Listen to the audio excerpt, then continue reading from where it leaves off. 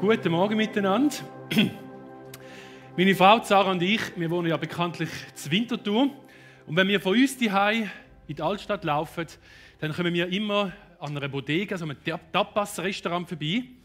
Das ist so ein Tapas, das ist so die kleinen Häppchen, wo man immer das Gefühl hat, das sind so kleine Tellerli. Da bestellt man richtig viel und am Schluss hat man dann gleich viel zu viel und mag es kaum essen. Und das hat uns immer so ein bisschen angelacht. Wir sind immer vorbeigelaufen, haben reingeschaut, es hat fein ausgesehen.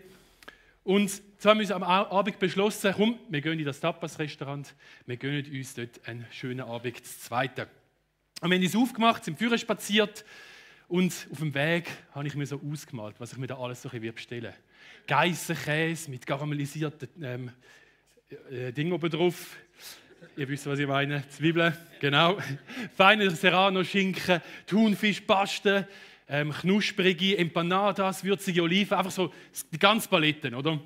Vielleicht geht es euch so wie mir, da läuft dann gerade das Wasser im Mund zusammen. Und ich habe mich wahnsinnig gefreut auf das. Wir sind dort angekommen, haben die Tür aufgeschoben, haben schon ansitzen. Und dann hat es geheißen, alles voll, kein Platz. Kommt doch ein anderes Mal wieder, am besten mit einer Reservation. Hey, ich kann euch sagen, ich war richtig enttäuscht und hungrig. Und der Traum von der Tapas ist in dem Moment geplatzt und so ist uns nichts anderes übrig geblieben als eine Suche nach einem Plan B. Und so sind wir schließlich beim Chinesen um die Ecke gelandet. Vielleicht kennt ihr das. Man freut sich wahnsinnig auf eine Situation und dann kommt es anders. Und dann versucht man sich die neue Situation irgendwie schön zu reden. Hey, wir haben ja sowieso mal wieder asiatisch essen, ist ja noch gesund. Oder Tapas sind überbewertet, alles nur Hype. Und versteht mich nicht falsch, Chinesisch ist super. Ich will jetzt da niemanden auf die Füße treten, der das besonders gern hat. Aber wenn ich ehrlich bin, hätte ich mir gleich in dem Moment immer noch die spanische Häppli gewünscht. Und so sehr ich mir auch schön zu reden versucht habe, irgendwie habe ich es mir selber nicht glauben. Warum erzähle ich euch das? Ich habe das Gefühl, sich mit etwas abfinden zu müssen, wo vielleicht eigentlich ganz gut ist, aber wo sich gleich irgendwie wie zweite Wahl anfühlt, bringt uns nämlich mitten ins Thema vom heutigen Morgen. Wir starten in eine neue Predigtserie, eine Serie über Gott. Eine Serie über eine Wesenseinheit oder eine Person von Gott, nämlich der Heilige Geist. Unterwegs sie mit dem Heiligen Geist. Und im Johannes im Bericht von der letzten Nacht von Jesus kommt irgendwie so ein ähnliches Gefühl auf, wie bei dem Restaurantbesuch. Jesus sagt etwas Schwerverständliches, sogar für seine erfahrensten Jünger. Johannes schildert uns in Kapitel 14 bis 17 ein langes Gespräch zwischen Jesus und seinen Jüngern. Und genau zwischen dem letzten Abendmahl und seiner Verhaftung im Garten Gethsemane sagt Jesus zu ihnen: Doch glaubt mir, es ist gut für euch, dass ich weggehe. Denn wenn ich nicht von euch wegginge, käme der Helfer nicht zu euch. Wenn ich aber gehe, werde ich ihn euch senden. Was Jesus da sagt, ist radikal. Hey, das, was kommt, ist besser als das, was ihr kennt. Es ist gut, wenn ich gehe. Es ist gut, wenn ihr nicht mehr in meiner Nähe sind. Es ist besser als seine Stimme, besser als die Wunder, die sie schon miterlebt haben. Und das fällt irgendwie schwer zu glauben. Nicht nur den Jüngern dann, sondern manchmal auch uns heute. Wir stehen zeitlich zwischen Ostern und Pfingsten. Jesus ist auferstanden, er lebt, er zeigt sich seinen Freunden, er isst und redet mit ihnen. Und dann Auffahrt. Er geht weg. Zurück bleibt das Versprechen. Ein Versprechen, das sich dann ab Pfingsten erfüllt. Und was genau verspricht Jesus da? Der Heilige Geist. Und die Jünger, die sind skeptisch gewesen. So wie wir vielleicht manchmal auch. Sie haben Jesus kennt, sie haben ihn persönlich, sind mit ihm unterwegs gewesen, haben ihn erlebt, so im Alltag. Und ihn zu sehen, ihn zu hören, das ist greifbar gewesen, das haben sie kennt. Aber der Geist, der Helfer, unsichtbar, schwer einzuordnen. Vielleicht ein bisschen wie Peking statt Tapas.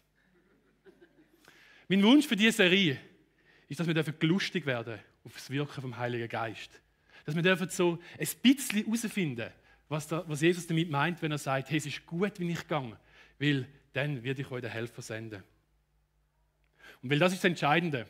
Der Heilige Geist ist nicht einfach Plan B, kein Ersatz, kein schönes Add-on zu unserer Beziehung mit Jesus.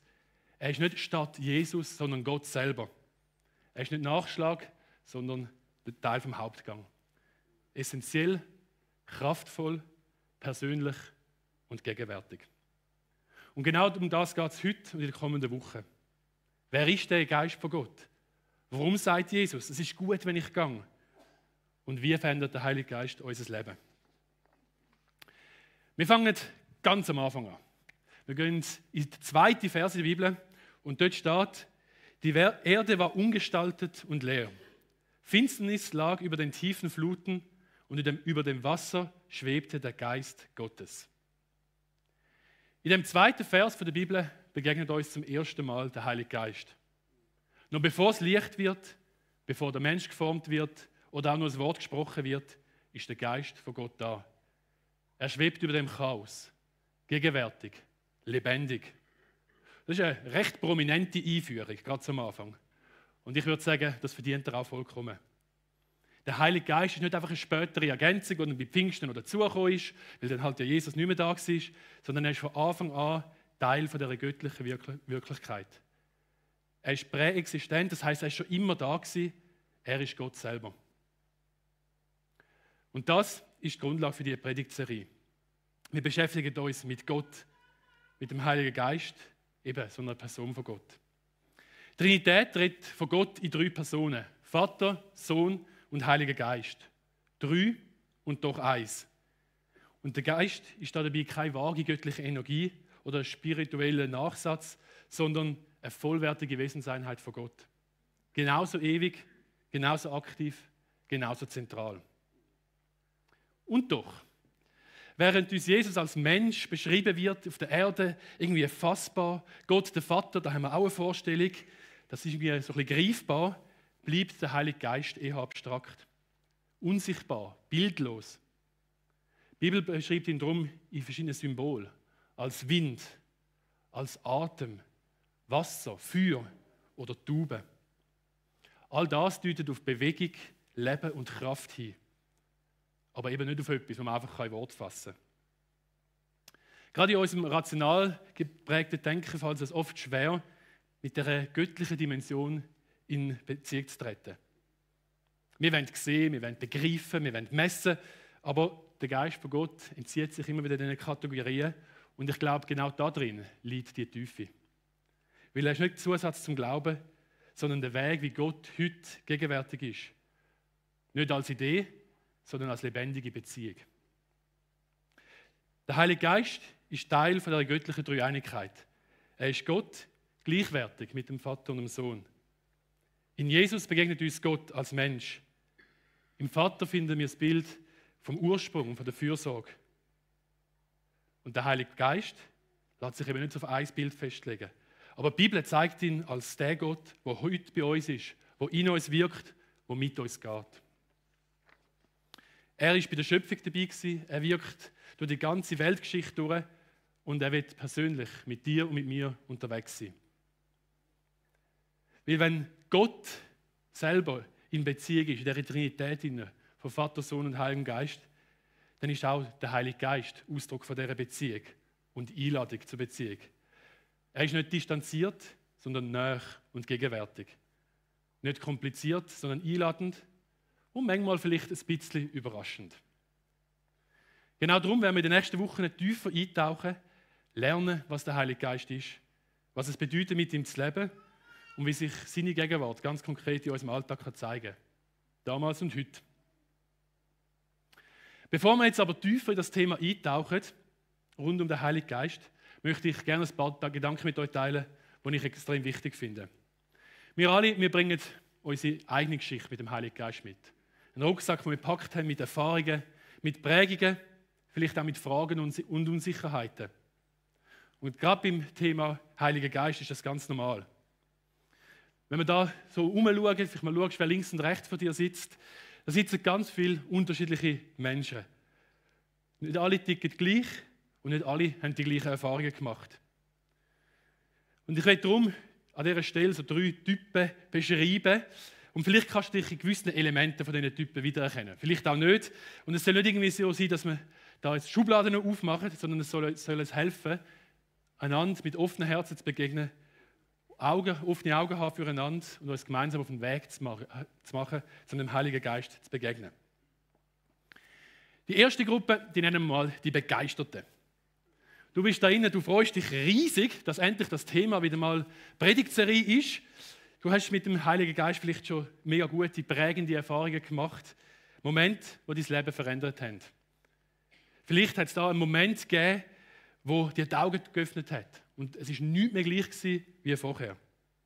Für dich ist das Thema nicht irgendwie fremd oder komisch. Im Gegenteil, es zieht dich an und du willst immer mehr davon. Und das ist richtig schön. Die Erlebnisse geben dir eine tiefe Überzeugung und eine Sehnsucht nach mehr von Gott. Das ist eine wertvolle Perspektive. Für dich persönlich, aber auch für uns als Gemeinschaft. Dann gibt es vielleicht eine zweite Gruppe. Ich nenne es jetzt mal eher die Vorsichtigen, Kritischen oder Skeptiker.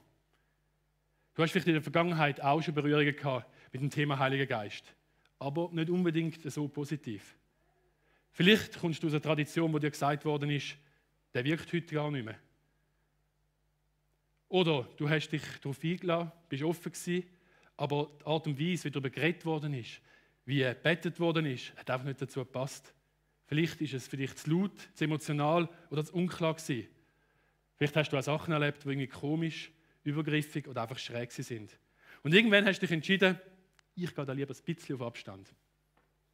Und dann gibt es vielleicht Leute, die es noch schwieriger erlebt haben, die verletzt worden sind durch Worte, die angeblich von Gott gekommen sind, durch Druck, wo das geistlich missbraucht worden ist. Vielleicht ist dir gesagt worden, du hast einfach zu wenig Glauben oder du musst halt mehr erwarten, mehr ausharren. Und das hat etwas bei dir ausgelöst. Enttäuschung, Misstrauen oder sogar Wut. Wenn du jetzt heute Morgen da drinnen sitzt, eher ein bisschen angespannt mit dem Thema, vielleicht mit verschränkten Armen und denkst, oh nein, nicht schon wieder Pfingsten, kommt jedes Jahr, dann ist auch das verständlich. Und dann gibt es noch eine dritte Gruppe. Wobei das ist natürlich alles fließend, es sind ja nicht so klare Trennungen. Und ich nenne die mal die Neutralen. Vielleicht erkennst du dich auch da wieder. Du hast den Heiligen Geist vielleicht schon erlebt, aber eher leislich, unspektakulär, nicht mit Pauken und Trompeten, sondern ganz natürlich, irgendwie mitten im Alltag. Und für dich ist es etwas Schönes, Wichtiges, aber auch nicht jetzt mega Vordergründiges. Oder vielleicht bist du auch gar noch nicht so lange mit Jesus unterwegs und du machst dir auch erst Gedanken über all das und du entdeckst Gott so Stück für Stück. Und der Teil mit dem Heiligen Geist ist für dich noch ein bisschen neu. Aber du bist offen und interessiert und willst verstehen, was da eigentlich genau gemeint ist.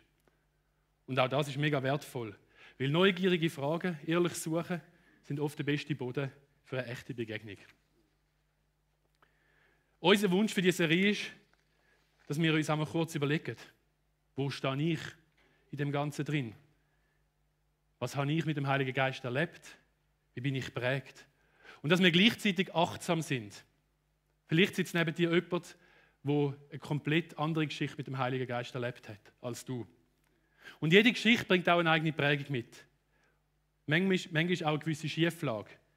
Die einen tun sich vielleicht schwer damit, nachzuvollziehen, warum andere mit Zurückhaltung, vielleicht sogar Schmerz auf das Thema reagieren, weil sie selber so positive Erfahrungen gemacht haben. Und ohne dass sie es selber merken, kann das eigene Feuer andere fast ein bisschen überfordern. Auf der anderen Seite kann es auch passieren, dass man aus lauter Vorsicht oder Misstrauen gewisse Seiten von Gott ganz ausklammert und dabei verpasst, wie nahe das er eigentlich kommen will. Hey, es ist wichtig, jede Geschichte zählt und das meine ich ganz genau so. Als Gemeinschaft tragen wir die Verantwortung füreinander. Das heisst, wir nehmen einander ernst, auch in deren Unterschiedlichkeit. Wir sind zusammen unterwegs auf der Suche, im Entdecken und im Fragen, auch in diesem Thema. Und das soll auch eine Ermutigung sein, nicht nur für den Sonntagmorgen da im Gottesdienst, sondern auch in den Small Groups, in Gesprächen nach dem Gottesdienst, dass es ein Raum sein darf, wo sich alle wohlfühlen dürfen. Egal, ob man mit Begeisterung, Skepsis oder Neugier an das Thema angeht. Unser Wunsch ist, dass du in dieser Serie die Chance hast, den Heiligen Geist zu erfahren. Vielleicht ganz neu zu entdecken oder in dem, was du schon erlebt hast, noch tiefer zu gehen. Weil der Heilige Geist ist nicht nur ein Aspekt von Gott, er ist lebendig, kreativ, vielfältig und mitten unter uns. Und darum gehen wir in dieser Serie auch so entlang vom Jahresthema, unterwegs sein. Wir starten heute mit dem Hashtag «Sie», weil der Heilige Geist da ist, gegenwärtig. Und dann geht es dann weiter mit «Unterwegs», weil er uns begleitet, leitet und mit uns Schritt für Schritt geht. Und wir glauben, jeder, der mit Jesus unterwegs ist, hat den Heiligen Geist empfangen. Es gibt ja nicht irgendwie Expertenlevel, sondern es ist Teil von dem Glaubensweg.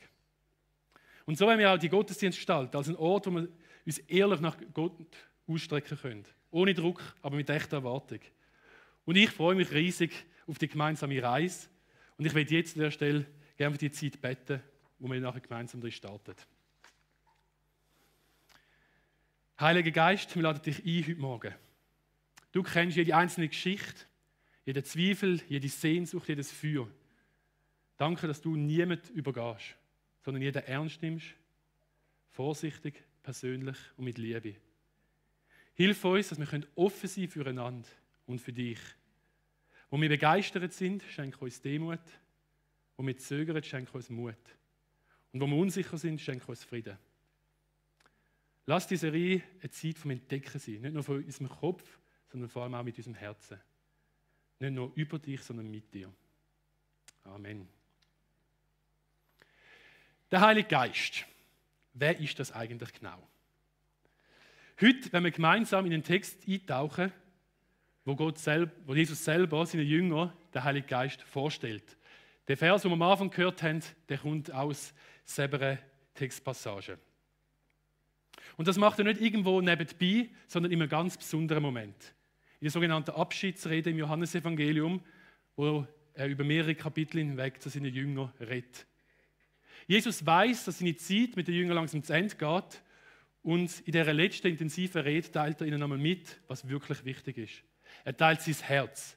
Er spricht ehrlich über das, dass er bald wird gehen und macht gleichzeitig klar, die Verbindung zu Gott, die sie kennengelernt haben, die soll nicht abbrechen. Im Gegenteil, sie soll auf eine ganz neue Art weitergehen. Und genau da kommt der Heilige Geist ins Spiel, als entscheidende Figur in dieser Geschichte. Und ich möchte euch jetzt mitnehmen in den ersten Vers von dieser Rede. Dort sagt Jesus zu seinen Jüngern: Und der Vater wird euch an meiner Stelle einen anderen Helfer geben, der für immer bei euch sein wird. Ich werde ihn darum bitten. Der Heilige Geist, das ist Gott mit uns. Ganz real. Hashtag sein. Er ist Gegenwart von Gott, wo bei den Jüngern geblieben ist und wo Jesus nicht mehr sichtbar bei ihnen war. Und genau das gilt auch für dich und mich. Egal, wo du gerade stehst, was der Alltag bringt. Wenn du dich auf den Weg gemacht hast mit Jesus, dann ist er da. Der Heilige Geist geht mit. Im griechischen Urtext steht für den Begriff Heiliger Geist oder der Helfer das Wort Parakletos. Das musst du dir jetzt nicht merken, aber es lohnt sich, wenn wir das Wort ein bisschen genauer anschauen. Weil das Wort hat es in sich. Es ist extrem vielschichtig, weil es nicht nur einfach ein deutsches Wort, eine Übersetzung dafür gibt. Man kann es übersetzen mit Helfer, Fürsprecher, Tröster, Ermahner, Beistand, Begleiter. Und man könnte eigentlich fast sagen, es ist wie so ein ganzes Beziehungsnetz in einem Wort drin. Und genau das bringt es auf den Punkt.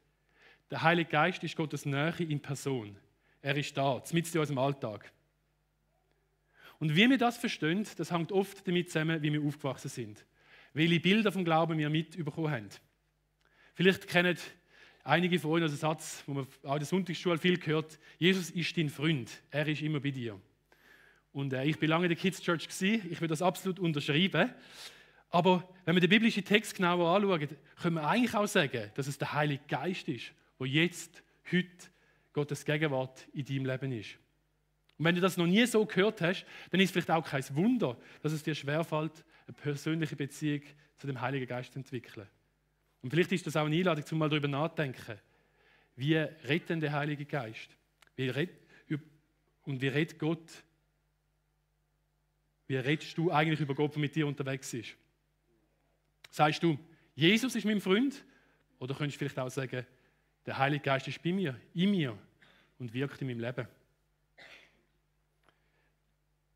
Und damit gehen wir jetzt einen zweiten Schritt weiter im Text. Was macht der Heilige Geist eigentlich? Was macht er, wenn er mit uns unterwegs ist? Was bedeutet es, dass er bei uns ist? Im Johannes 14,26 sagt Jesus: Der Helfer, wäre wieder Parakletos, der Heilige Geist, den der Vater in meinem Namen senden wird euch alles weitere lehren und euch an alles erinnern, was ich euch gesagt habe. Das heißt, der Heilige Geist, der zeugt von Christus. Er bringt uns immer wieder zurück zu Jesus. Und er erinnert uns daran, was er gesagt hat. An das, was er gelebt hat. Er führt uns nicht irgendwo hin, sondern immer wieder zum Herz von Gott. Und da kommt eine wunderschöne Dimension von dieser Dreieinigkeit zum Vorschein. Weil Gott hat nie losgelöst von sich selber. Vater, Sohn und Heiliger Geist, sie wirken immer zusammen.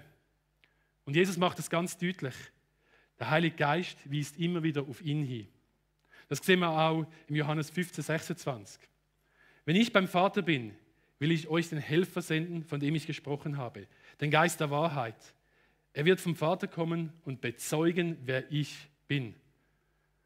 Und das Kapitel später sagt Jesus über den Geist: Der Heilige Geist, den euch der Vater an meiner Stelle als Helfer senden wird, er wird euch alles erklären und euch an das erinnern, was ich gesagt habe. Der Heilige Geist zeugt immer von Christus. Er weist auf ihn hin und er macht ihn groß. Er lehrt, was Christus gelehrt hat. Er verherrlicht Christus und es funktioniert so im Miteinander von dieser Dreieinigkeit. Es geht auch nicht irgendwie um eine Überbetonung oder dass er unabhängig agieren will. Er führt immer zu Jesus und in die Nachfolge. Hin zu Christus, hin zu Gott. Und genau das ist auch ein starkes Prüfkriterium. Wenn du dich fragst, ob etwas wirklich vom Heiligen Geist ist, dann stelle ich dir die Frage: Zeigt es auf Jesus? Führt es mich näher zu ihm? Verherrlicht es Jesus? Bringt es mich oder andere Menschen näher zum Vater und zum Sohn?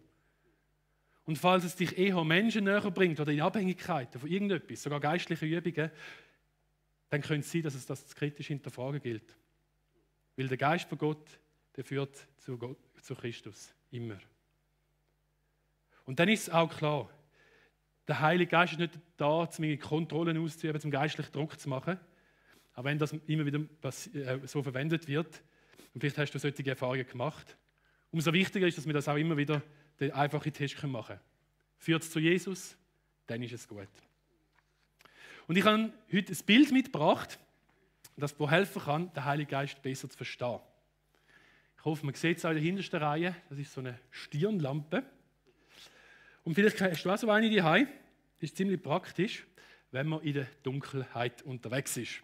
Irgendwie eine Wanderung, wo man am Morgen früh vor Sonnenaufgang losgeht, am Abend im Wald oder vielleicht auf dem Heimweg, wenn man keine Strassenbeleuchtung mehr hat. Vielfach nimmt man heute das Handy, ist mir klar, aber es ist auch noch schön, wenn man die Hände frei hat. So eine Stirnlampe, die ist Gold wert. Und sie ist mit mir verbunden, sodass ich manchmal gar nicht merke, dass ich sie habe. Ich habe ein Faible für Lightweight-Sachen, so gute Ausrüstung. Darum ist die also super klein. Das hat ein den Nachteil, weil man merkt es manchmal gar nicht, dass man die Lampe auf dem Kopf hat. Man sucht sie dann überall, bis man merkt, ah ja genau, da wäre sie ja gewesen. Man setzt so eine Stirnlampe auf und plötzlich wird sichtbar, wo der Weg hingeht. Man tappt nicht mehr im Dunkeln. Nicht immer sieht man schon den ganzen Weg, aber man sieht genug, um den nächsten Schritt sicher zu gehen. Und genau so erlebe ich auch den Heiligen Geist. Er drängt sich nicht auf, ist nicht laut, spektakulär, aber er leuchtet uns auf unserem Weg. Und natürlich, die so Taschenlampen haben, die wissen, es gibt auch andere Modi. Man könnte jetzt hier auch noch Strobo einschalten oder andere Farben. Aber meistens braucht man doch das ganz normale, unspektakuläre Licht. Er macht das sichtbar, was jetzt gerade wichtig ist. Er zeigt den Weg. Und das Licht, das er wirft, richtet sich nicht auf einen selber, sondern aufs Ziel, auf Jesus. Der Heilige Geist beleuchtet Jesus, er führt dich zu ihm hin. Und er hilft dir, die Sachen im Licht von Christus zu sehen. Deine Entscheidungen, deine Beziehungen, deine Fragen, deinen Alltag. Und damit nochmal kurz zurück zu dem Prüfmerkmal.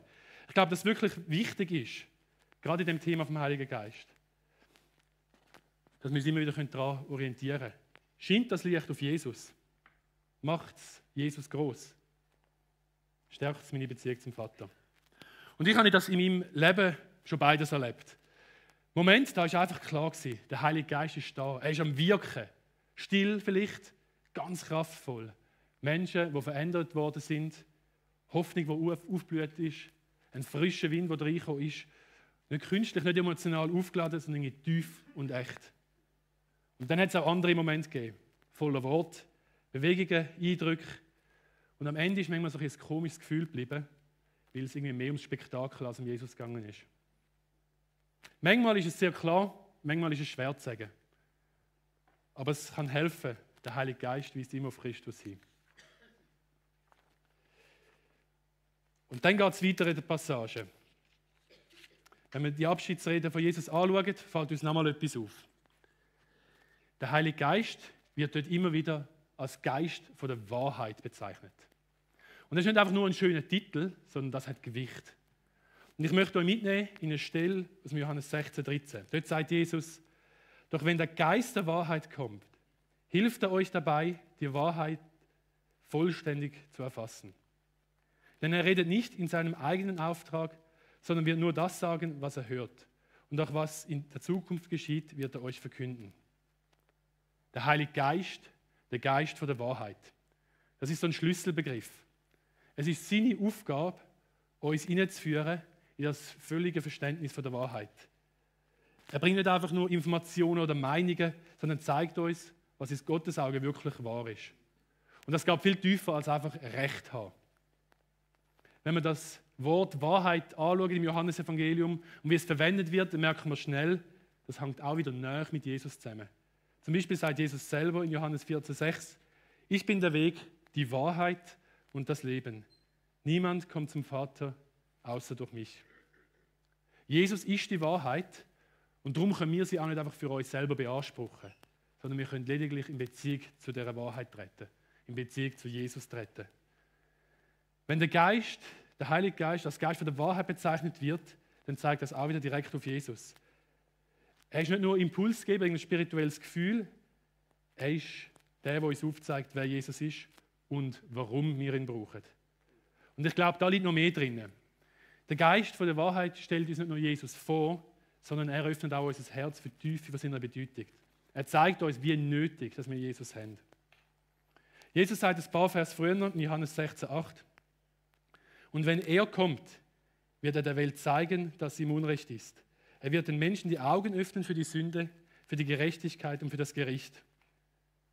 Oder anders gesagt, der Heilige Geist bringt uns nicht nur ein Staunen über Jesus, sondern auch zu einer ehrlichen Konfrontation mit uns selber. Er hilft uns zu erkennen, wo wir auf dem Holzweg sind. Das wäre die Überführung von der Sünde. Aber er zeigt uns auch den richtigen Weg, wie ein Leben aussehen kann, wo sich an Gottes Wahrheit orientiert. Und letztlich lässt er uns erkennen, dass wir Jesus brauchen. Nicht als religiöse Idee, sondern ganz real. Als einziger Weg zu Gott, zum Vater. Und er zeigt uns, was Jesus wirklich tun hat. Dass er uns vorgelebt hat, was es heißt, wahrhaft Mensch zu sein, im Sinn von Gott. Und dass es durch ihn der Weg zum Vater wieder offen ist.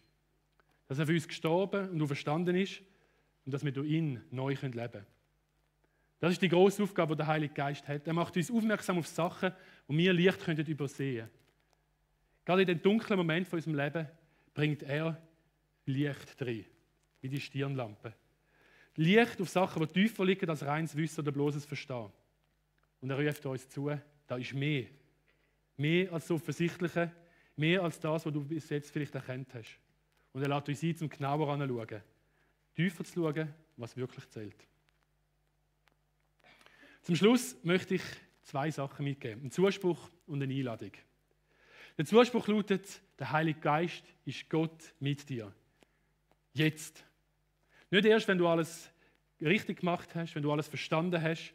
Nicht erst, wenn du ihn spektakulär oder emotional erlebt hast, sondern jetzt. Ganz schlicht, ganz real. Und das bedeutet, er zeigt dir immer wieder die Wahrheit über Gott und über dich selber. Wahrheit, die nicht druckt, sondern die frei macht. Wahrheit, die klar macht, dass wirklich zählt. Vielleicht ist das bei dir ein bisschen abgestumpft. Vielleicht hast du mal eine Phase gehabt, wo du so Gottes Kompass irgendwie klarer gespürt hast in deinem Leben. Und jetzt fühlt es sich sehr ein bisschen flach, unklar, irgendwie vernebelt an. Und du fragst dich, was ist richtig? Was ist dran? Wo ist denn Gottes Stimme? Dann könnte es jetzt genau der Moment sein, wo der Heilige Geist dir neu begegnen wird. Er ist nicht der dich anschreit, sondern ins Ohr flüstert. So, dass du es trotzdem hörst. Er überführt, aber nicht hart, sondern sanft. Nicht entmutigend, sondern so, dass du sagen kannst, ja, das nehme ich an, das tut mir gut. Und vor allem, er führt dich zu Jesus. Immer wieder, Schritt für Schritt. Und vielleicht hast du die Nähe von Gott in deinem Leben schon oft erlebt, aber nie so richtig dem Heiligen Geist zugeordnet. Wenn wir in der Bibel lesen, dann ist das der Heilige Geist, der bereits in uns wirkt. Er hat dich auf Jesus aufmerksam gemacht. Er hat die Sehnsucht in dir geweckt, Gott überhaupt zu suchen. Und jetzt wird er dich weiterführen. Weiter in die Tiefe hinein, weiter in die Freiheit, weiter ins Vertrauen. Und da kommt die Einladung. Ganz egal, zu welcher Gruppe du dich zählst, die wir am Anfang gehört haben. Ob du eher mit Begeisterung dabei bist oder eher mit ein paar Fragezeichen. Es geht nicht um richtig oder falsch. Es geht darum, dass du dich heute aufmachst. Vielleicht heisst es für dich, deine Skepsis nochmal ganz bewusst ein Stück zur Seite zu legen. Einfach nur zum Raum schaffen. Vielleicht für ein erstes Gebet, wo ganz ehrlich sagt, Heiliger Geist, wenn du wirklich da bist, dann zeig dich mir, ich will dich kennenlernen. Oder vielleicht hast du schon viel erlebt mit dem Heiligen Geist und du merkst, dass du unbewusst anfängst, dich an diesen Erfahrungen festzuheben. Dann könnte heute der Moment sein, wo du sagst, ich mache mich neu auf. Ich will mich nicht nur am Alten festheben und das wiederholen, ich will offen sein für mehr, für anders, für dich, Heiliger Geist. Egal, wo du mich hinführst.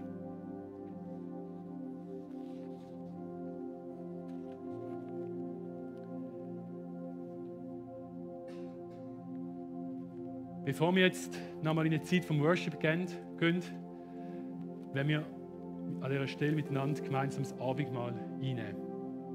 Und das passt ganz gut, weil auch da geht es um die Nähe, um die Gegenwart, um Erinnerung und um Erwartung. Jesus sagt, das dient zu meinem Gedächtnis. Und genau da kommt wieder der Heilige Geist ins Spiel, weil er ist der, der uns erinnert, was Jesus tun hat und was das für uns heute bedeutet. Er macht nicht nur deutlich, dass Jesus für uns gestorben ist, sondern dass er auch jetzt da ist, in uns lebt und mit uns ist. Es geht jetzt das Brot durch die Reihe, das Brot, das ein Symbol ist für den Leib von Christus, den er für uns hingegeben hat. Und den Traubensaft dürfen ihr dann nachher während dem Worship auf beiden Seiten selber holen. Wenn ihr es gerne mit Zuspruch hättet, wäre das da vorne. Und die anderen 3 Tischchen dürft ihr es einfach selber nehmen. Und wie immer haben wir nachher auch ein Gebetsteam, das es liebt, mit euch zu beten. Dürft ihr einfach hinter in die Ecke gehen. Wenn du sagst, ich will da nochmal etwas anlegen, ich will nochmal neu aufmachen und ich will das gerne mit jemandem zusammen machen, dann ist das eine mega coole Chance. Und das werden wir jetzt auch zusammen machen, zusammen beten, wenn wir das Brot in der Erinnerung essen. Und ich möchte euch bitten, für das aufzustehen. Heiliger Geist, du bist Gott mit uns. Du erinnerst uns an Jesus, an sein Leben, sein Sterben, seine Auferstehung und seine Liebe. Danke, dass du uns hilfst, das zu verstehen. Danke, Jesus, für dein Geschenk von der Vergebung, das den Weg frei gemacht hat zum Vater. Zeige uns, was wichtig ist und wie du uns begegnen willst. Mach unser Herz weit offen für dich. Amen.